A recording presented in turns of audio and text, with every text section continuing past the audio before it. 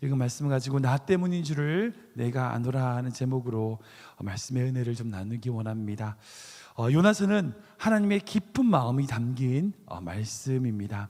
요나서는요, 단순히 요나를 통해서 하나님이 니느웨를 구원하신다 그런 이야기가 아닙니다.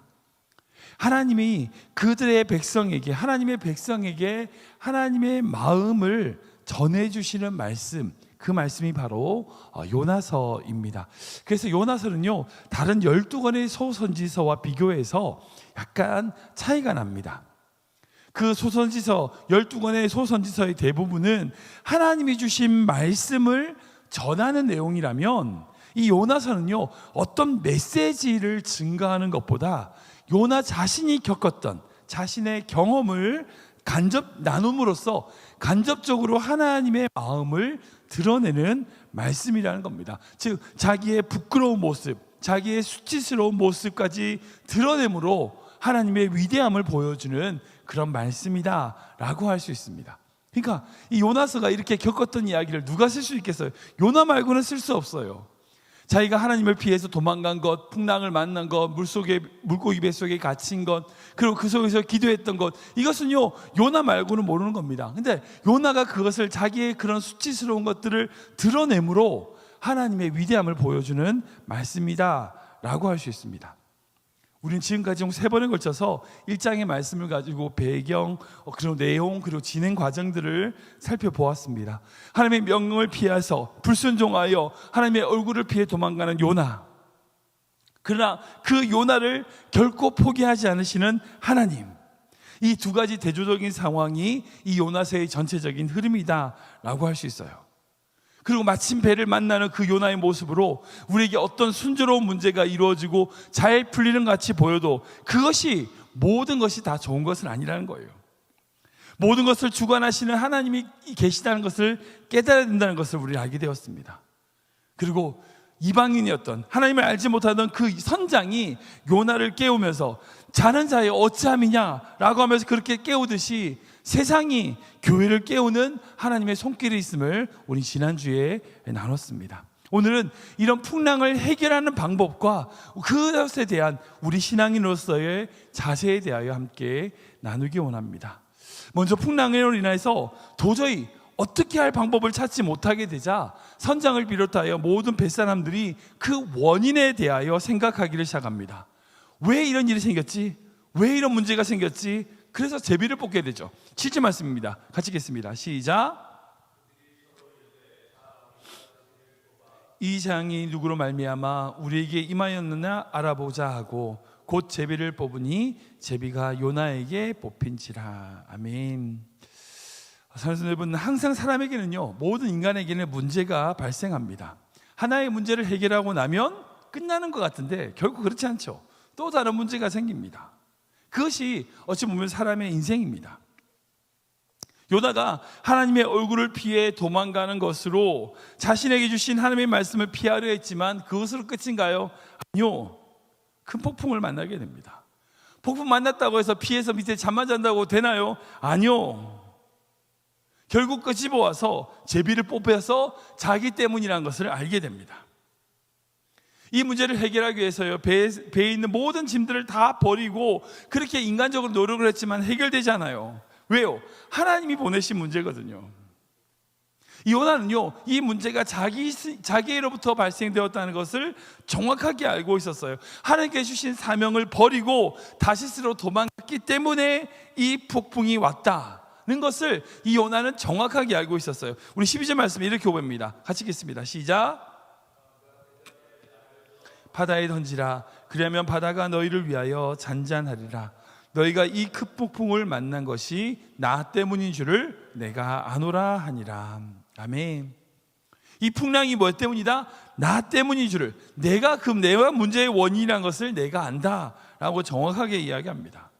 그러니까 이 문제에 대하여 내가 어떻게 하냐, 오직 나를 바다에 집어 던지는 것 말고는 방법이 없다는 것에 대해서 이후에 분명히 얘기하는 것을 보게 됩니다. 자기가 사명을 버리고 다시 도망침으로 말미암아 발생되는 문제임을 잘 알고 있었기 때문에 자신을 바다에 던지라고 하는 것은 그 요나 스스로 어찌 보면 하나님 앞에 굴복하고 두 손 들고 항복한다는 것을 의미한다는 거죠. 한국 사회에 굉장히 이슈가 됐던 하나가 있습니다. 바로 김수환 추기경, 한 20년 전이죠. 20년, 30년 전인가? 김수환 추기경이 한국 천주교를 이끌고 있을 때에 했던 캠페인입니다. 바로 내 탓이요라는 캠페인입니다. 그때 많은 사람들이 이슈가 돼가지고 많은 예수님 알지 못하는 자들이 천주교를 긍정적으로 보는 계기가 됐죠. 그래서 모든 천주교 신자들이 대부분 자동차 뒤편에다가 이 스티커, 생활용품에다가 이 스티커, 내 탓이요라고 하는 스티커를 붙이고 자신의 삶의 태도를 바꾸는 노력을 했습니다. 사회 문제, 어떤 어려운 다른 게 문제가 있는 게 아니라는 거예요. 내 탓이라는 거예요. 내 문제라는 거예요. 나 때문이라는 겁니다. 지금 요나는요, 자신 배에 풍랑이 든 것이 자기 책임이고 내 탓이라고 말하고 있습니다. 사실입니다. 이와 같은 맥락으로 지금 이 세상이 어두워지고 악해지며 많은 문제가 생긴 것은요, 다른 어떤 누구의 탓도 아닙니다. 바로 하나님 앞에 바로 서지 못한 그리스도인들 때문입니다. 교회 때문입니다.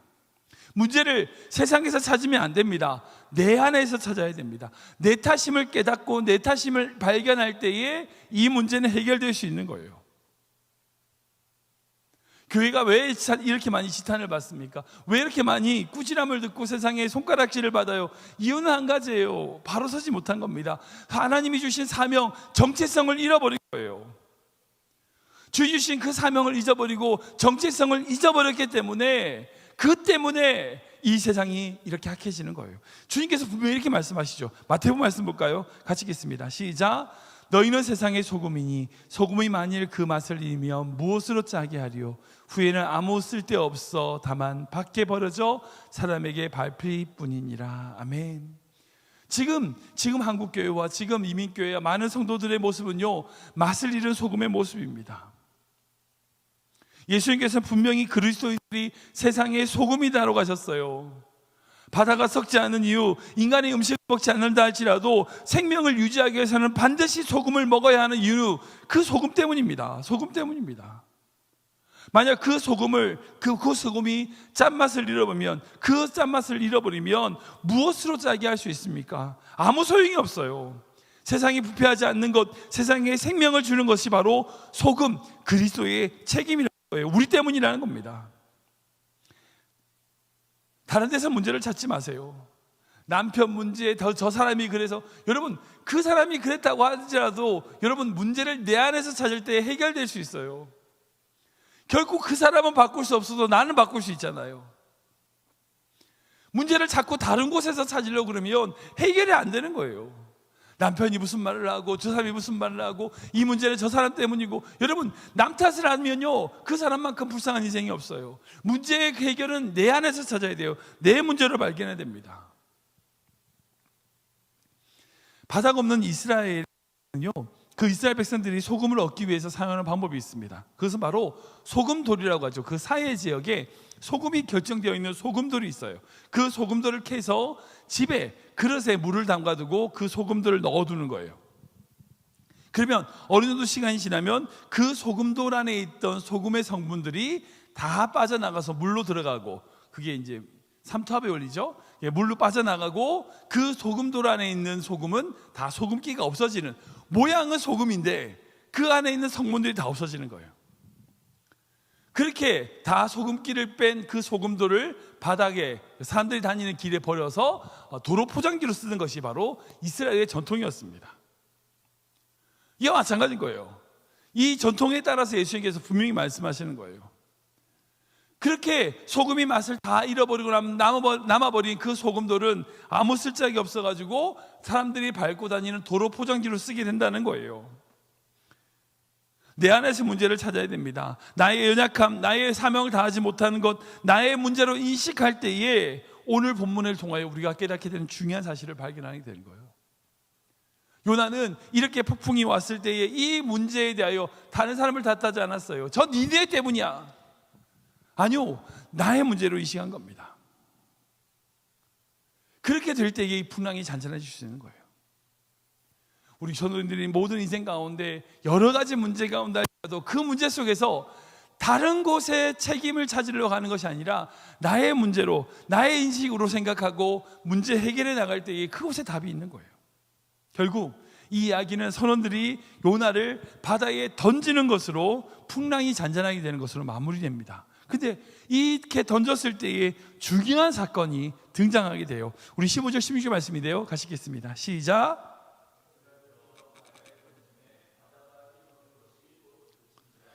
그 사람들이 여호와를 크게 두려워하여 여호와께 제물을 드리고 서원을 하였더라. 아멘. 여기서 말하는 두려워하여라는 표현은요, 히브리 말로 야레라는 단어입니다. 이 단어는 쉽게 번역하면 두려워하다, 놀라다는 뜻이에요. 근데 이 표현이 언제 쓰여지느냐? 인간이 신을 인식할 때 사용되는 표현입니다. 그러니까 이사야의 말씀, 성전에서 이사야가 하나님의 영광을 바라봤잖아요. 그때 두려워했지 않습니까? 화로다 나요 이렇게 표현하는, 그때 표현한 단어가 바로 이 야레라는 단어예요.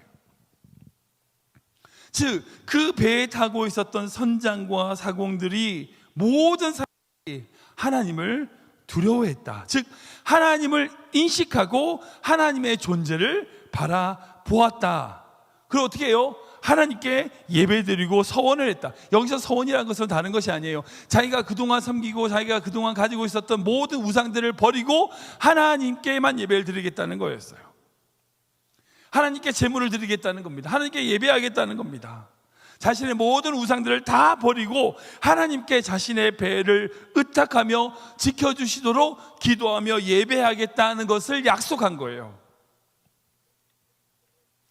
요나서에서 중요한 유형에 살펴야 될 부분이 바로 이 부분입니다.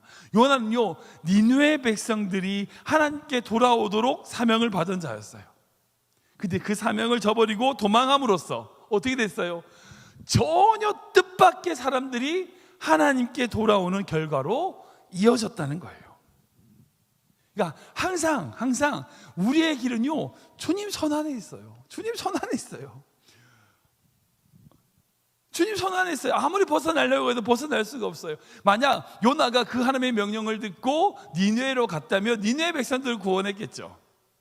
근데 그렇게 도망을 했는데 그 도망가는 것조차도 하나님 어떻게 하세요? 그것을 이용하여 하나님을 알지 못하는 그 배의 모든 사람들을 하나님께 돌아오게 만드신 거예요. 우리의 모든 인생이 주님의 손 안에 있는 겁니다. 하나님이요, 그 요나를 변화시키기 위하여 모든 것을 준비하고 예배하시지만, 그리고 또한 그것을 통하여 하나님은 이 요나를 통하여 그 선원들과 선장, 그 모든 이방인들을 구원하시는 결과로 만드시는 거예요. 만약 요나가 자신이 어떤 사람이며 어떤 일을 해야 하고 왜 문제가 발생했는지에 대하여 자신의 책임을 말하지 않았다면 그 배에 있는 사람들은 결코 구원받지 못했을 겁니다. 그렇잖아요. 그렇게 잠자고 있다가 그렇게 자기가 어떤 사람인지 왜 이런 풍랑이 왔는지에 대한 진단을 정확하게 하지 않고 그렇게 말하지 않았다면 그 사람들은 그 풍랑에 배가 침몰하든지 그렇게 됐겠죠. 근데 결국 자기가 어떤 사람인지, 그리고 내가 왜 이렇게 도망을 가고 있는지, 그 하나님이 어떤 분인지, 그리고 자기의 그 결과가 자기를 바다에 던지라고 하는 그런 자기 책임이란 것을 정확하게 이야기했기 때문에 그 배에 있는 모든 자들이 예수님을, 그 하나님을 발견하고 인식하고 예배하고 서원할 수 있게 된 거죠.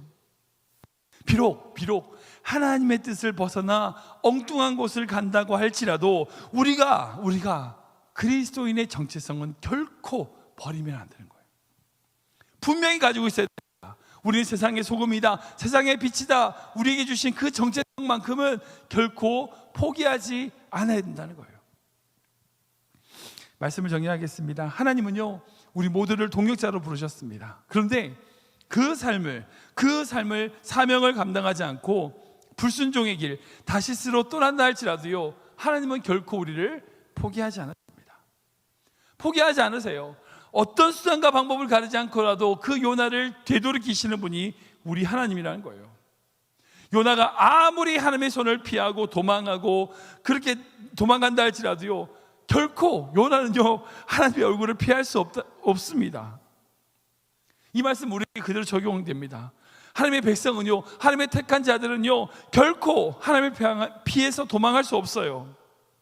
이미 하나님의 계획에 놓으신 그 계획 안에 있는 겁니다. 우리가 이 사실을 정확하게 기억하셔야 돼요. 이 믿음 가지셔야 돼요. 비록 우리 자녀들이 지금 하나님을 알지 못하고 떠나고 나쁜 짓도 하고 문제가 있고, 여러분, 그러나 결코 하나님은 우리 자녀들을 포기하지 않으시는 것을 믿으시기 바랍니다. 하나님은요 결코 우리 아이들, 우리 자녀들, 우리 자신을 포기하는 분이 아니에요. 우리가 어느 곳을 간다 할지라도 주의 손이 우리를 붙드신다는 것을 우리가 반드시 기억해야 됩니다. 그리고 우리가 어떤 곳에 있다 할지라도 우리가 그리스도인이라고 하는 정체성을 분명히 드러낸다면, 내 탓임을 분명히 한다면, 그 문제가 결국 하나님의 뜻을 이루는 귀한 결과로 이어질 수 있다는 것을 여러분들 꼭 기억하시기 바랍니다. 오늘 말씀은요, 이 시편 말씀으로 좀 마무리하기를 원하는데요, 우리 천천히 시편 139편 말씀 같이 읽어보도록 하겠습니다. 시작.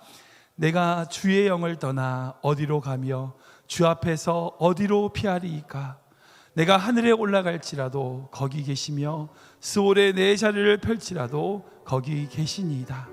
내가 새벽 날개를 치며 바다 끝에 가서 거주할지라도 거기서도 주의 손이 나를 인도하시며 주의 오른손이 나를 붙드시리라.